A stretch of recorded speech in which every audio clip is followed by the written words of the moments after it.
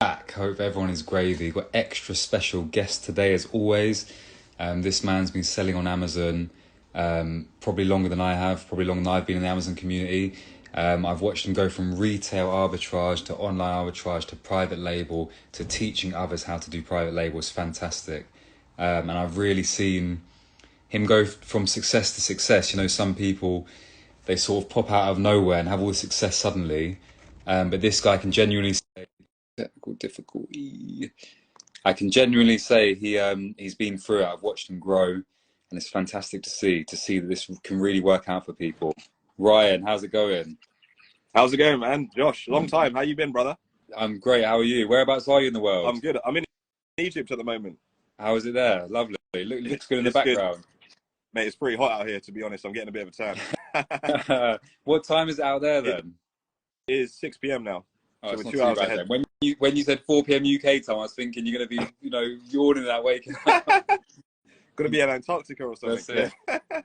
Listen, I got to say, firstly, congratulations on the wedding. It looked fantastic. It looked like something out of a mafia movie. It was like, you know when a guy's made it in life when his wedding looks like that. So I just wanted to say congratulations. Lot of pressure from the missus, man. A lot of pressure from the missus. Man, it looked stunning. I've never seen anything like that. Maybe I don't know I don't know the right people, but I've never seen a wedding like that in my life. Thank you, man. Thank you. No, it was a blessing. It was in the Cotswolds. It was lovely, man. Really nice. So we got the right weather. Everything was just perfect. So yeah, it was a blessing. It was. All right. So listen, we're here to talk about Amazon private label. Yes. As I was just saying, you've been through it. You've been living this for a good couple of years now. Obviously making mistakes on the way and learning from them. Now you're teaching other people to do it. And although I haven't done your course myself, I know you as a person. I know you're legit. I've watched you grow. We were both in Boots, buying fucking hair dyes and that. In the trenches. And, we come a long way since then. Do you know what I mean? So, Sure. so instead of there was a few questions written in.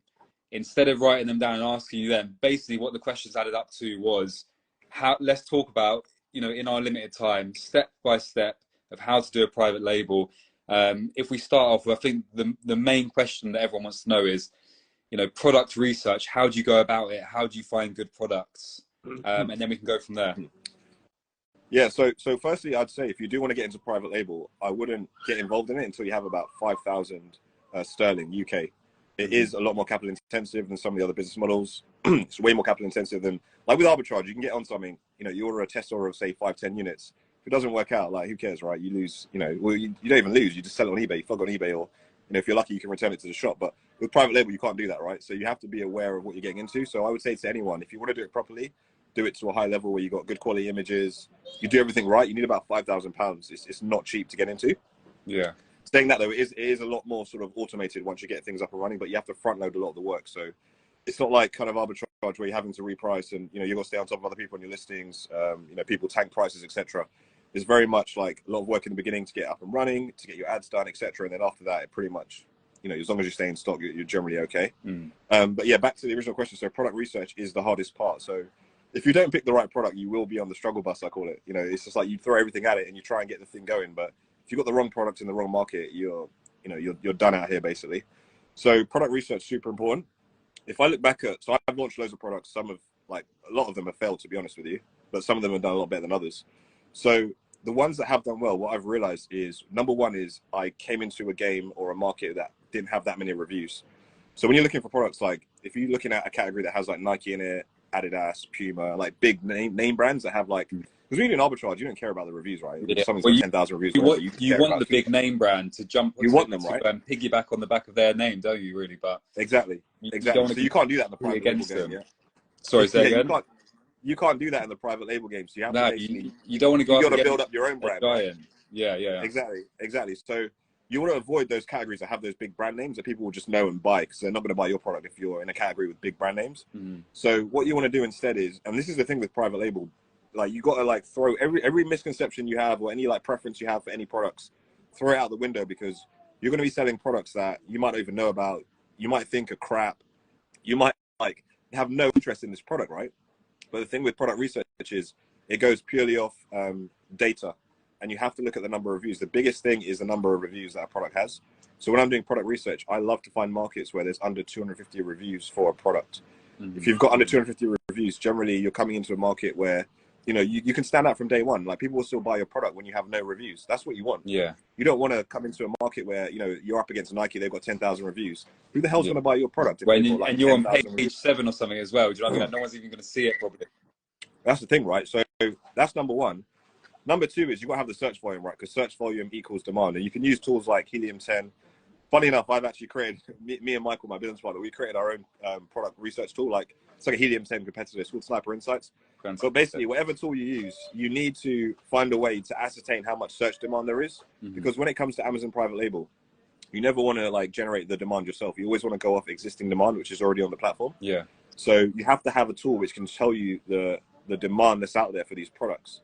So what I like to do is I like to go for products that have about 50,000 search volume for about 15 keywords. Okay. So it's all keyword based. Like Amazon's an e-commerce site, but like if you look at it from a private label point of view, it's a search engine because people come into Amazon, they type specific keywords in. Yeah. That's how they generate, and that's how they decide what they want to buy, and that's how we decide what's got good demand. That's the second part of the puzzle. The third part, and there's loads of different things to this, but I'm just going to call out the three biggest parts in my opinion, is cost per click for advertising. Because unlike arbitrage, where there's organic demand for your products, with private label in the beginning, no one knows who you are, no one knows your brand name, no one knows your existence. Like you said, you're on page 7. You got to rank so up. To get yourself to page 1, you got to rank up, but you got to pay first. You got to pay to play. So you got to pay PPC for Amazon to put you on page 1. Once you're on page 1, then you get everyone's eyeballs on your product. And if you've done everything right and you've differentiated, that's the other thing. You have to make your product different. You can't just launch the same thing as some other guy because he's going to have like hundreds of reviews. You're going to have no reviews. Yeah. You're going to be around the same price. People shop off reviews and price. So he's going to take all the sales. You're going to get none. So you have to make your product stand out. But the biggest thing for me in recent times, if I look at my successes and my failures, has been cost per click. So using product research tools, you can actually ascertain how much Amazon would charge you to bid on specific keywords. So you want to, like, my golden advice is if you can find a product that has an average cost per click of under £1 a click, you win it. You're going to be quids in. Because the less you pay for advertising, the more profitable you're going to be. So that's something that a lot of people, like, I didn't even know that in the beginning. I used to launch products that had like £3 cost per click, £4 cost, and I was like, why am I not making any money? I'm making sales, but like I'm not making any profit here. And it's all about your advertising. If you get your advertising spend down, you're all in. Do you know what I mean? Is there any way of getting up on those pages without the advertising, without the PPC, or is that the only way really? It depends. If you've gone into a proper niche market where, you know, there might be only 3 heavy hitters and you're like coming in as a 4th, you might, and you've differentiated it really well, you might get the organic ranking. But like 9 times out of 10, you're going to have to, Amazon love when you pay to play. They love taking your money. So a lot of the times you will have to pay to advertise on these keywords. And what that does is that in turn like boosts your organic rank as well. So the end goal is I don't want to have to pay for my product placement. I want to get all my sales for free organically. Yeah. But to get that organic ranking, I need to spend on PPC on specific keywords to get myself up there. Because when I get a sale on my PPC, it also boosts my organic ranking as well. Yeah. So the more sales you get, the more you're moving up. But you need those sales in the first place to start moving. It's like catch-22.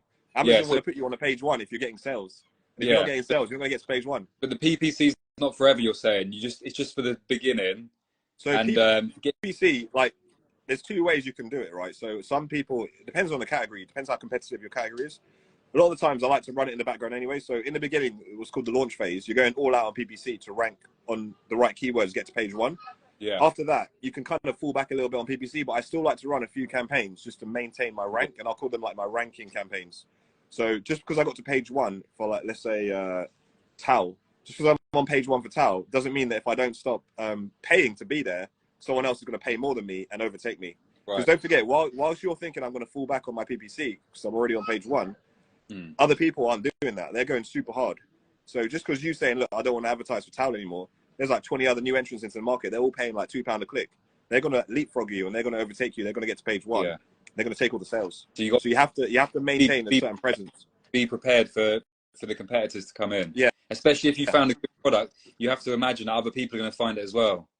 Exactly. One of the best ways of doing product research is actually to look at your competitors. This is actually how I launched my last product. Is I looked at my existing product, what I was selling. I looked at my main competitors, and you know, you do this to arbitrage as well. You go into people's storefronts and you can raid their storefronts. So I went into there and I saw, like, hang on a minute, all these guys, they're all kind of selling the same kind of products. Yeah. I was like, oh, sorted. There's my 2nd, 3rd, and 4th product already sorted. I've ripped it off these guys. You know what I mean? Well, especially if you're winning against them on one listing, you know, you can probably win against them on this listing as well. Do you know what I mean? If you're beating these guys, yeah, it'll work well. So listen, we've done the product research. We've planned our PPC, everything. What's the next step? We spoke on the first live about negotiating with sellers from China. Yes, So are you quite hard at negotiating, or do you sort of like you just flow with what they say? you got to negotiate. If you're Hmm. like, I source all my products from Alibaba. If you're negotiating with Chinese suppliers, do not take their word for it. Do not take the price that's quoted on the website. That is absolute, you know, that's just a number they've plucked from thin air. You have to negotiate. You have to go hard, because one thing that we want to do is, because in the beginning, right, when you launch a product, you can't just price it the same as your competitors. You have to be a bit aggressive on your pricing. I think we lost you there with your signal. And that come in, Mm. get sales from day one. You back there again? Am I still there? It's frozen, I think. Yeah, now you're back. You're back. Yeah, yeah. Sorry, go on. I'm on that dodgy Wi-Fi. You were saying you got to price low at the start. Yeah, you got to price low at the start. Because you think about it, like imagine you put yourself. I know you're a big seller, but imagine yourself as a customer on Amazon. Yeah. If someone's got no reviews, you're probably not going to buy their product, right? Who buys products with no reviews? But there are some crazy people out there that do that, right? So to get those people to buy your product, you have to be lower. You have to give them an incentive to buy over the other guy. So the other guy is like, let's say the other guy is 40 quid, and you're coming in. What I like to do is I just half everyone. So I might say, look, my first 100 units, I'm going to make a loss on it. But I'm okay with doing that because I'm sacrificing those to rank. So once I get to page one for those, I can slowly creep my price up. Yeah. But you got to take the L at the beginning, right? So you got to be able to kind of eat crap for the first couple of months, and then you become profitable. Because private label is a long-term game. A lot of the products I sell, I'm looking like 2 to 5 year horizons. So I'm all right to lose money in the first couple of months, and then bang, I'll slowly increase my price as I get reviews, as I get my ranking, and that shouldn't affect my sales. So then I start making money. So, but back to negotiation, because you have to have that cut price in the beginning. You can't afford to pay what these guys are quoting. So a lot of times I like to have at least 40% margins. You can't get 40% margins all the time with the price that they're quoting. So I like to go super hard. So one of the tricks I have when it comes to negotiations is I'll straight off the bat say, look, quote me for 500, 1,000 and 5,000 pieces. So then I know at 5,000, they're going to give me their best price, right? So I know what they're willing to come down to. Yeah. And then I'll be cheeky, order a sample, kind of give it the gift of the gab. And then I'll come in and say, look, okay, look, mate, Amazon's restricting the amount of units I can send in. I only need 500 units now because I can't send any more in. So you kind of pass the blame over from like you being a bit of a difficult customer to like Amazon are restricting me. Oh, it's not my fault. And then you cheekily get the 5,000 unit price. So now you've got the lower price at a decent amount of units. So you don't want to go all in with like 5,000 units. What if they don't sell? Yeah, so yeah. I mean? So you want to blow a little bit of a test order first. 500 units is enough to kind of sell. Make sure you don't go out of stock. Rank your product, and then bang, you go again. And the thing is, once you go from that 500 to like 1,000 for your next order, you're getting even better prices. You're ordering more units now. So you kind of have to you can play reverse psychology with them. You never take their first price. I love that top tip to find out the lowest price they're going to go to. Say, yeah, listen, I want this crazy number. You're going to find out where the line is. Do you know what I mean? All right, so listen, 100%. when you're negotiating, you've bought the products. Tell me about the shipping codes. Do you use DDP shipping or do you use something else? So it depends on the country, right? So I sell in both the USA now and the UK. If I'm selling in the UK, because I'm VAT registered, I get DDU quotes, so delivery duty unpaid. Right. So what that means is basically like, it's the same as DDP, except that instead of them paying the custom duties and taxes, I pay it myself. That way, when it comes to VAT time every quarter, I can claim that money back. If I pay DDP for the UK side, because they pay the shipping and the duties, I can't claim it back. So I've got all this VAT to pay every quarter, and I'm like, I can't claim anything back. Mate, that's a fantastic. I don't think many people think about that. Fantastic. Well, I got burnt DDP, and I was like, damn, I can't. I realized the first time I was like, oh, a couple grand here, I can't claim back. Yeah. So never again. I was like DDU all the way. So UK DDU, but for the USA, because there's no VAT in the USA, sales tax is taken by Amazon and it's paid for by the customer. So like the UK, we have to collect VAT and then pay it to HMRC. So USA DDP all the way, but UK 100% DDU, and that is key. DDU have to be DDU. I think I seen you say the other day, you said, I'm sure you said on your story, look for the freight forwarders or the shipping, what's the word for it? The shipping forwarding people? The freight forwarders. Yeah, you want to use freight forwarders because a lot of people, they'll get their shipping done through their supplier. What they don't realize is their supplier is just a middleman. They're going to a freight forwarder like you can as well.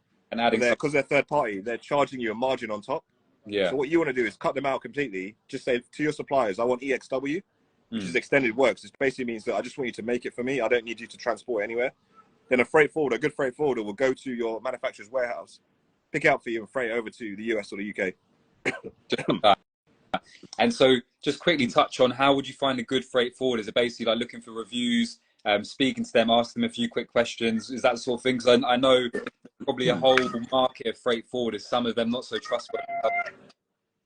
Yeah, man. Look, a good freight forwarder is worth his weight in gold. I've gone through a lot of freight forwarders, and luckily, like, because my company, my business partner Michael, and our students, we do so much volume. We work directly with a freight forwarder, so if anyone needs someone, just let me know. Put you in contact. All right, so we've negotiated. We've got the shipping codes sorted. We're receiving it over. And so, how many? I know it's difficult to answer because obviously it's different case by case. How many units are you normally averaging on the first order, and also how many you sample order, if that makes sense. I don't know if you do a sample order of 100 units and then order 1,000 next time, or how would you do it? So I used to do that, but what happened was, if it does go well, you run out of stock, you lose your ranking, your inventory's out of the way, you're out of stock. The ranking dips, and then it's hard to get back in stock again, get your ranking back. So now I'm around 500 units is what you want to order as a test order first. Okay. So that way, if things do go well, like you're okay, you can restock before you run out of stock. Yeah. And if things don't go well, you can shift 500 units. It's not the end of the world. Yeah. Do you know what I mean? Any less than that, you get in trouble. It's not worth it because you spend all this money ranking and you go out of stock. And Amazon, once you're out of stock on Amazon, you lose ranking, like it falls off a cliff. I think I always say you should plan for the best case scenario. Like, you know, if you put your products in there, you all sell within 2 weeks. You should plan for that. You know what I mean? This is it. This is it. All right. This is it. I mean, you never know how it's going to go as well. Like, we had a student, he did 11,000 in his first week. He's never sold on Amazon before in his life. Really? And he was like, damn, I'm out of stock. Yeah. You never know how it's going to go. You got to plan. It's crazy. Reality though, just in case. I guess you could. Never know. Just quickly, in that case, would you say raise your price selling, or say someone did hit the jackpot and they said 11,000 their first week, they're running out of stock quick. China's saying it's going to be 30 days, 40 days, whatever. What would you advise someone like that? So turn your PPC off completely. If you're going to get sales and it's going to sell out already, most of those sales probably going to be organic at that point. So you don't need to advertise. So you want to maximize the amount of money you're going to get in. So turn off PPC. You don't need to advertise. You're going to go out of stock anyway. Yeah. Raise your price. Raise your price as high as you can go it. Every day, raise it by like $5 and just see it's where you keep getting sales. That day you don't get sales, that's the ceiling. You got to bring it back down again. Yeah. Just keep adjusting. Let the market tell you what's what. If you're going to go out of stock anyway, you need to maximize and get the most out of it. I mean, you're going to go out of stock anyway. You might as well make the most of it. Yeah, of course. Do you know what I mean? Of course. Of course. But that's the dream. Everyone's dreaming for that, but no one's planning for the eventuality. So quickly, before we wrap it up, even though we haven't covered everything, it's probably a good thing. We can do this again sometime, maybe. Definitely. But where can people find your group, your university, your mentorship? Can they go on your profile and find it, or is there a website? Yeah, look, if you want to know about Amazon, I'm not one of those guys that's going to like shove a course down your throat. I actually have a free Discord, so if you want to know anything, hit me on the DMs. I've got a free Discord. The link's in my bio. Completely free. We've got like a couple hundred guys in there. Arbitrage, wholesale, private label. Everyone's just talking Amazon. But if you've got any questions, just hit me up. I'm not even going to sell you guys anything. Just hit me up. I'll help you out for free. It's all good. And did I see the other day you're doing a podcast as well? Yeah. So I do a podcast on Spotify and Apple Music. It's called The Private Label Show. Yeah. We've got about 150 episodes at the moment. Fantastic. But every week I release 2 episodes. I do it with my business partner, Michael. But yeah, check us out. We're on there. Yeah, so Spotify, Discord, give them a follow on Instagram, and we'll have to do this again soon, all right? Absolutely, mate. Absolutely. Have a good one. Enjoy the rest of the day. Thank you very much. Cheers, mate. Have a good one. Bye-bye.